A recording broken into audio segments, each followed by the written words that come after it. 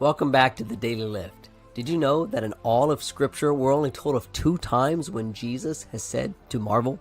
Once, it was because of lack of faith, the unbelief of his own people in Nazareth. The second, it was because of an extraordinary display of faith from a very unlikely source, a Roman centurion.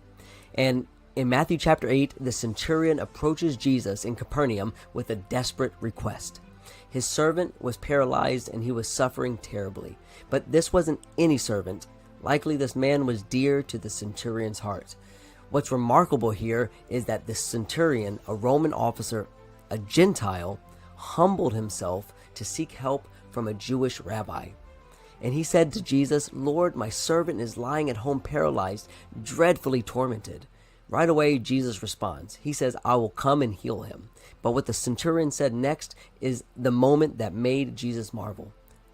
The centurion replied, "Lord, I'm not worthy for you to come under my roof." He says, "But only speak a word, and my servant will be healed. For I also am a man under authority, having soldiers under me. And when I say to one, 'Go,' and he goes, and to another, 'Come,' and he comes, and to my servant, 'Do this,' and he does it." You see, he understood something about authority that most didn't. He understood that just as his words carried power within the sphere of his influence, Jesus' words also carried ultimate power over all of creation, even sickness and suffering. What marvelous faith. He didn't need physical proof or for Jesus to be physically present. He understood that all he needed to do was simply trust in the authority and the power of Jesus and his word. Jesus turned to those following and said, "Assuredly I say to you, I have not found such great faith, not even in Israel." Imagine the surprise of the Jewish audience. This Gentile soldier demonstrated greater faith than anyone in Israel.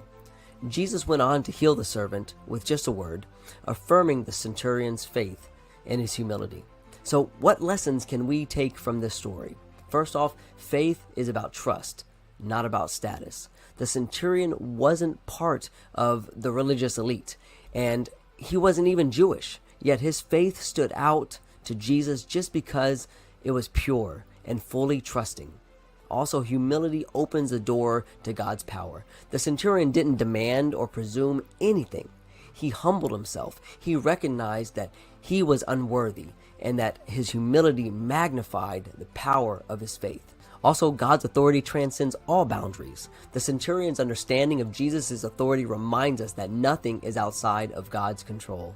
Not time, not space, not sickness, or even the divisions of race or politics. What about you? Are there areas in your life where you need to trust God's authority and power?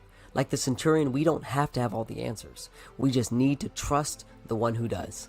Let this story remind you that no matter who you are or where you come from, have faith, have humility, you can move mountains. And as always, let's go lift somebody up.